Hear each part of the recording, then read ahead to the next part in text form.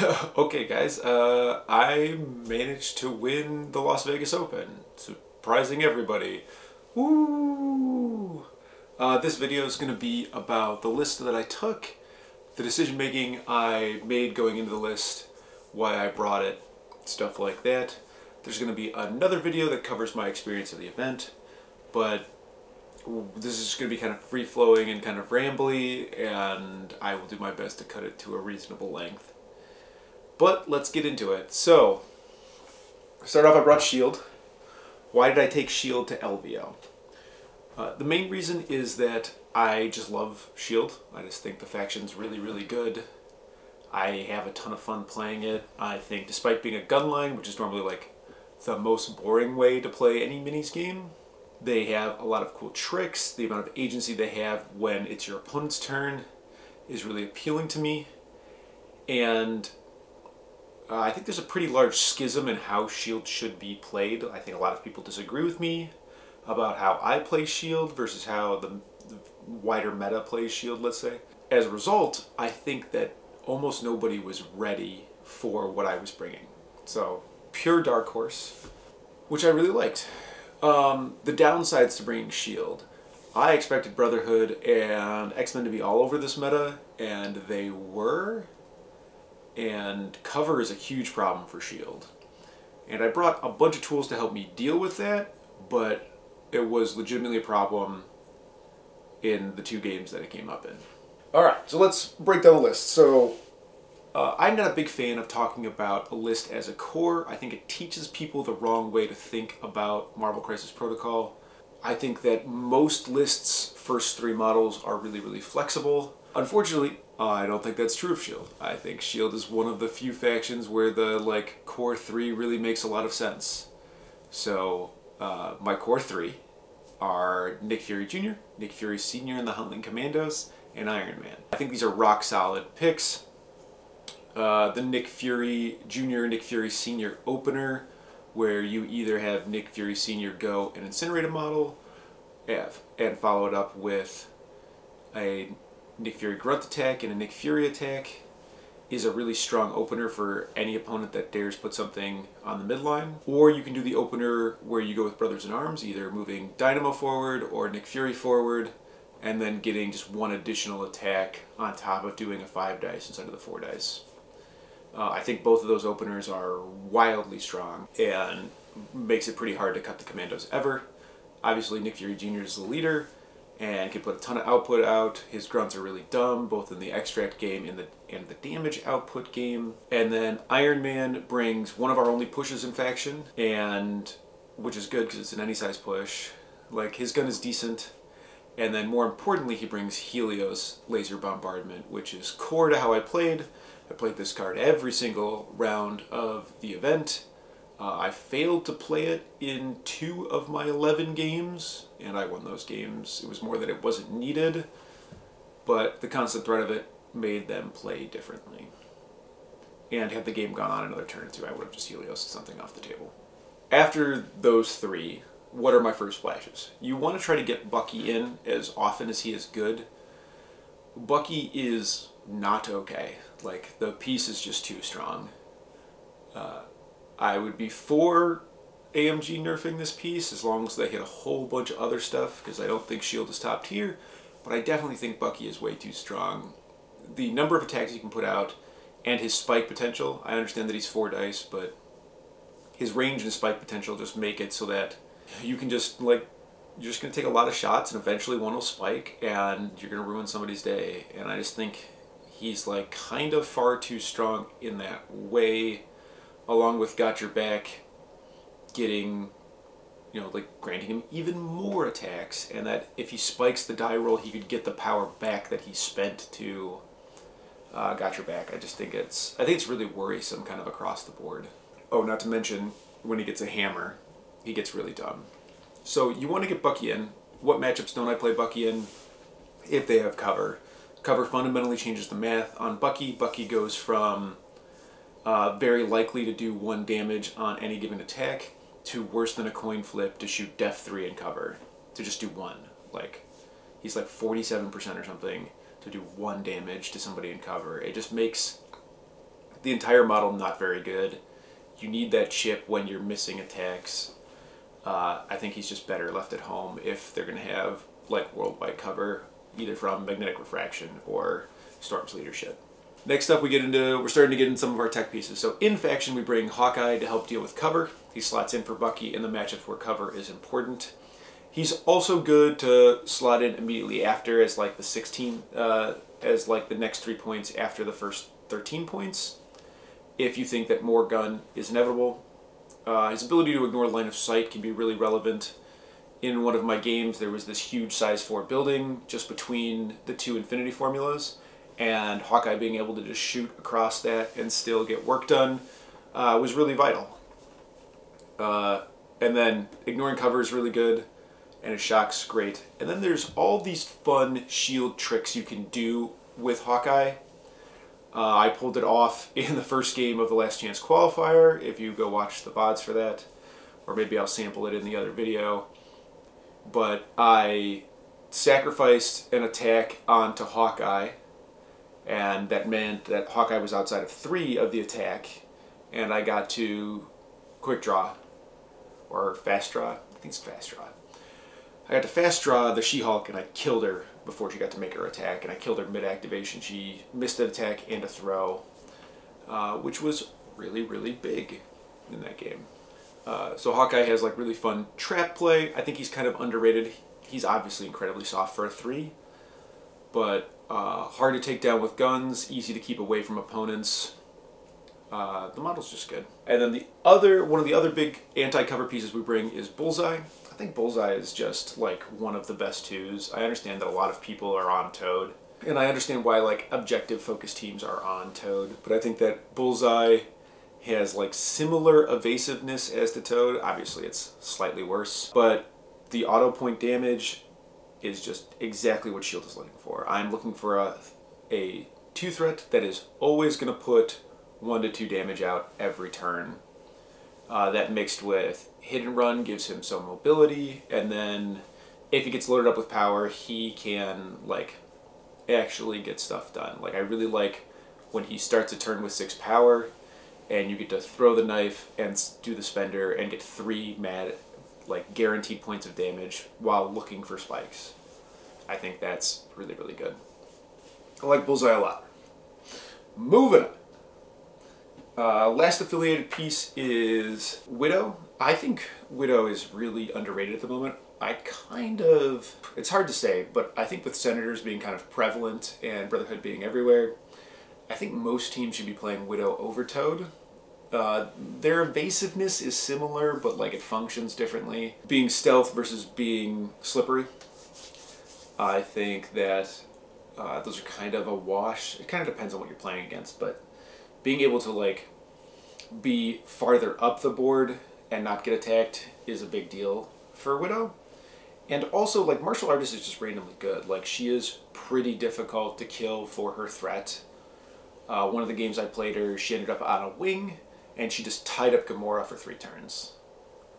Now obviously the dice they went my way a couple times in that. I don't know, tie up a 4 threat for 2 or 3 turns and keep her out of the fight is a big deal. And I also think she's an excellent extract runner. She lets me play in faction. If the 4 threat that I want to play turns out to be her and Bullseye, she opens that up. Like playing double 2 threats and playing hyper wide is a thing that I love to do. And kind of a thing that I think the wider MCP community doesn't think is really possible. And while Shield is a unique case, I played heavy attrition the entire Invitational, and I think it went pretty well, because playing wide gives you a whole bunch of unique strengths in that like your hit points are in many, many buckets, so you have redundancy. Single daze doesn't lose you the game. It just lets you make many, many, many attacks. Alright, last 3 splash pieces. We have Luke Cage, who I played the second least. I think I got him in 2 games. But Luke Cage is pretty good. He does a lot of things that Shield wants. So Shield really struggles to go stand on points. It's a gunline faction. Like, they don't have a ton of stuff that's good at going to stand on points. Luke Cage is incredibly efficient and incredibly good at standing on points. When he's standing on points, he can help protect your models. Taunt is just another like thing for people to jump through when playing against shield. You know, like I'm laying all these little traps on the ground. You know, like, oh, you have to play around Eye in the Sky, and then you have to play around taunts, maybe you have to play around Disruption Field, maybe you have to play around me sacrificing onto a model that's going to damage you. When you actually kill my models, you have to worry about double gotcha back. Like, there's so many little things and little worrisome traps that I've laid, and this is just another one. So it gives me another aspect of control on my opponent's turn with the taunt, and he's a tanky model. On top of that, I expected big boy meta to still be very popular. And I think that rang true. Like, I think every list I played against had Hulk or Juggernaut in it. I'm trying to think if there was a list I played against that didn't have one of those two in the roster. And I don't think there was. Maybe Nate's X-Men doesn't have Juggernaut anymore. But, like, those two models were everywhere. It was just like there were big boys everywhere. And so being able to put pressure on their big boys with that 10% stagger chance, which I hit 3 times over the weekend in 2 games, and it felt really good. Like, I think that Luke Cage is a legitimate threat, and I think it is very good in Shield. We can talk about Heroes for Hire. Heroes for Hire is an Insane Tactics card. Shield is the faction of Insane Tactics cards. I will never play Heroes for Hire. Heroes for Hire is here entirely as a bluff for people to think about. You also get people that see Luke on the table and assume that Heroes for Hire is in play. I just don't have space for it in my roster, mostly because I think Sacrifice is one of the most essential Shield cards, and it seems silly to play 2 bodyguard cards, one of which only works for Luke. My last tech pick is Rhino. Rhino is newly released, very popular. I expected him to be very popular. His tactics card, This Is a Robbery, is insane. The idea behind playing Rhino in this roster is he's another piece of anti-X-Men tech. So he's very fast, which can help me get to like the different flips. If they play sword, sword base, so I'm looking for those flips. Or if they play spider portals, where he can just like speed around to the other ones. It really help me like flip those. And then his attack automatically places him within 1, so the first attack will struggle because of the cover, and then hopefully the second attack, the cover will be ignored because I'm within 1 of my opponent. And then you combine that with This Is a Robbery to really let you fight X-Men's strong extract and secure play. I played him only 1 game, the only game I played against X-Men, which is Nate's X-Men, and Nate is, in my opinion, the opponent that was best prepared for Shield. He helped me build the list, and he crushed me. It was the only game I lost this weekend. I thought I was in it, and then Storm just like killed 2 of my characters out of nowhere. Hashtag nerf Storm. And that was the game that I lost. Moving forward, I think now that we have the new 4 threats coming out for Shield, I'm going to cut Rhino and look at other things. I think Agent Venom fits his role pretty well. Alright, finally let's get to like the spiciest pick I have here, which is Crimson Dynamo. I think Crimson Dynamo is a criminally underplayed model. I think the model is so good when he gets his scenario, and also helps solve a lot of Shield-specific problems. A couple things are happening here. So I think there's a couple different ways to build the crises on Shield, but we built the list to take advantage of Dynamo, to make Dynamo as good as possible and to splash him as often as possible. So Dynamo really helps keep my team alive, putting shock everywhere, getting lots of attacks on his activation, really just is everything that Shield wants, and the guy can just like end up with tons of power for Helios or to use his disruption field to keep my team alive. And then that creates yet another layer of protection over my gun line, where, you know, Dynamo is up in their face, making all of their dice attacks bad, and they have to just kind of like wither this hail of gunfire while they deal with Dynamo, or they have to sit in disruption field and try to shoot my stronger pieces that are behind him. So my crisis cards ended up being Demons, Infinity, Gamma, Researcher, Cubes, Hammers. So I've talked a bunch about why Hammers is here, but I'm playing those 3 E-shapes. Demons, Gamma, and Researcher. The problem here is that if you go down Longshanks and you look at Shield's win rate, it's almost directly analogous to how many points are being played. I think Shield's highest win rate is at 17, but from other than that one outlier, I believe it's straight However, the more points you play, the higher the win rate goes. So they struggle the most at 15. I'm playing two 15s, and that's super dangerous. And the reason that I'm playing those 15s is so that I can play Dynamo. And as I've already explained, the core that I play is 10 threat, which means that Dynamo doesn't fit at 15 without me altering the core, and altering the core really, really messes with the with the danger of the list. This is kind of a mixed bag. I think that Shield is pretty decent on the center scenarios because I used to really think that Shield should play wide and on D shapes because I'm just trying to play eye in the sky as much as possible, annoy my opponent, and prevent as many attacks as possible. When it's wider, it's harder for him to have multiple targets to pick from. And my eye in the sky play has somewhat evolved to be more along the lines of, let's protect important activations. Let's just try and make sure we get all of our activations in a turn and protect the ones that are the most important, or the characters that haven't gone, or try to reduce his damage overall, rather than just like a flat play it the first time and blow someone out. And the reason I've modified to that is because Shield being a gun line needs, and somewhat of a paper cutty gun line, needs to really focus fire. So like the surface area that they can apply their attacks to is very important. So even at 15, when I play like very gun-liney and I can't get Dynamo in there, I am able to focus my fire, which is an important part of playing on these centerline scenarios. So that was like a big risk I took in list building, and it only really bit me once and I was able to play my way out of it. I didn't get forced to 15 a lot. And I think that's a lot of that is that the vast majority of MCP players don't want to play super low points. It's just the hyper tall lists that are like, I can put two very, very tall threats that are hard to deal with at low points and hope that they can take pieces off the table so that their stuff kind of becomes invincible, and that's hard to do to Shield.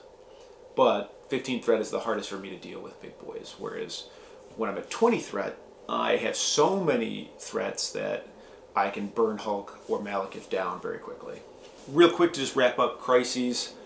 I tried out a bunch of other extracts. I ended up settling on cubes because the auto points are just really helpful. The extra power is really helpful to race to Helios or to get Eye in the Sky up on Nick all the time. It's the only extract that I like to pick up on Nick. The other thing that I noticed here is we used to play it a lot, and Shield, because it's like kind of paper cutty, it's like doing 1 and 2 points here and there.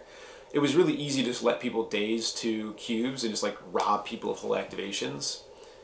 And that hasn't really changed, but the Crisis has. So it's still really easy to get people to daze to cubes, and I let that happen a ton.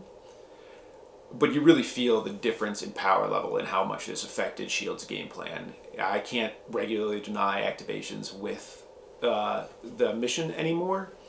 But what it does allow me to do is the model is, you know, like, is dazed, and now I'm threatening to take it off the table permanently. I think it was still better for us the other way, but it's not a disaster anymore, and I still think the mission belongs here. People are worried about it being too fast.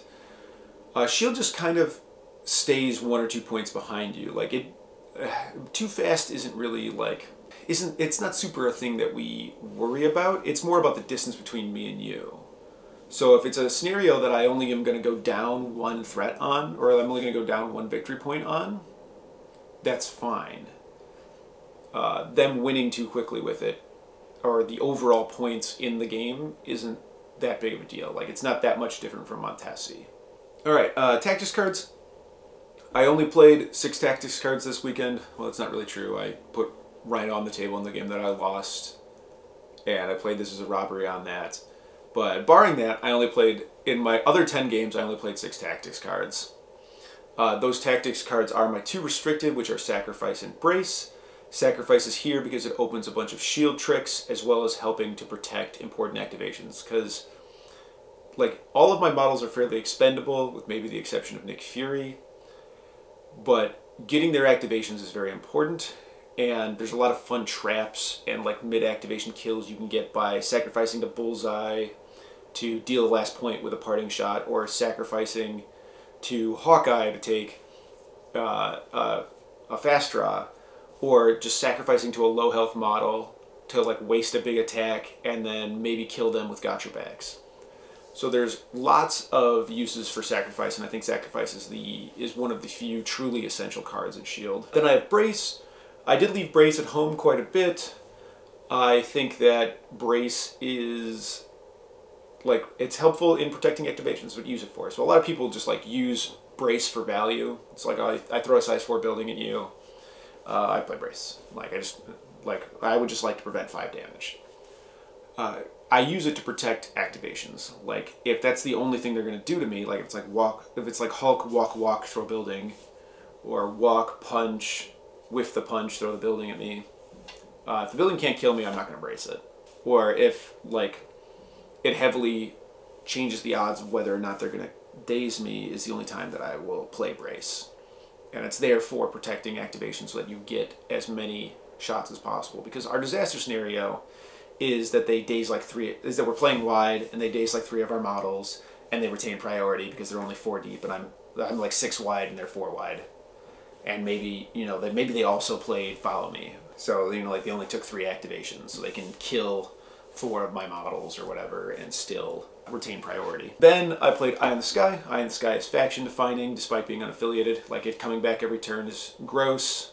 It's a big reason why Shield is as strong as it is, and like learning to play that card well is learning to play Shield well. So I played that card every game, and then I also played Helios every game. Helios really helps fix a bunch of Shield's problems. I think their main problems being that, you know, like they're paper cutty. They struggle to put power into attack when something has to happen. Usually, like once a game, a daze has to happen for us to seal the win. And Helios is literally the perfect card for that. I cannot imagine a better card for that without them just making this card better. So Helios, very important. If you watch the game in finals, I literally put the game on a Helios. It was a very high odds Helios, but I emptied my pockets and I decided to put the game on a Helios. And I do think it was my best line out of the game. And that's exactly why the card is here. It's use your power and your Texas card slot for the biggest impact possible. The last card I played, I didn't play this every game, but I played it some, was Sitrep and Battlefield Medicine. So Sitrep, Battlefield Medicine, Brace fight for the last 2 slots, essentially. Sitrep is really gross on specifically Crimson Dynamo. Crimson Dynamo is kind of the one that convinced me that Sitrep should be like a card you play like half the time. Being able to put Dynamo up a short move means that his beam threatens the middle of the table, or whatever objective you deploy him directly across from, which means that he can shoot his beam at one character that stepped on the midline, get his second power, and then hopefully rocket boots onto the point and shooting 2 characters, putting him in a good space for just like a lot of disruption fields or a lot of impact moving forward. Sitrep is also just really useful in any matchup where you might end up chasing. So I think it's really good into X-Men, so you can like help just like when they refuse flank you or they retreat with extracts, you can get your guns into place and still get enough actions to make stuff happen. And the Commandos a lot of times can't cover all of that. As we talked about, the matchups I was worried about going into this were Magneto because of magnetic refraction, and Storm, and then to a lesser extent, Scoundrels, because cover everywhere. Cover is a big deal for Shield. I've brought a lot of tools to help me with cover, but ultimately it does wildly reduce the damage output of Shield. I think I got fairly lucky. Like you do to have to win any event, you have to get lucky, and I did get quite lucky in my matchups. I hit Brotherhood only twice, and I hit X-Men only once, and it was a game I was allowed to lose and still win the whole thing, because it was in the last chance. One of the Brotherhood players just didn't have Magneto. It was a Mystique sword, it was Avengers Mystique. Didn't have Magneto, so that was really fortunate for me. And the other one, I played again a game against DeLuca. You can check the other video for my description of that game and how I managed to mitigate magnetic refraction. But anyway, so that's my complete list that I won LVO with. I think the event was great. Tyson ran a really great show. Omnis really judged the heck out of it. And I just couldn't be happier winning the whole thing, and I'm sure Nate will never let me forget that the only event I won, he beat me at. But with all that said, you guys should hit the like button if you enjoyed me talking about this. Be sure to subscribe if you just discovered me, because I'm like a big deal now. So make sure you hit that button. And remember, guys, that fun is a finite resource.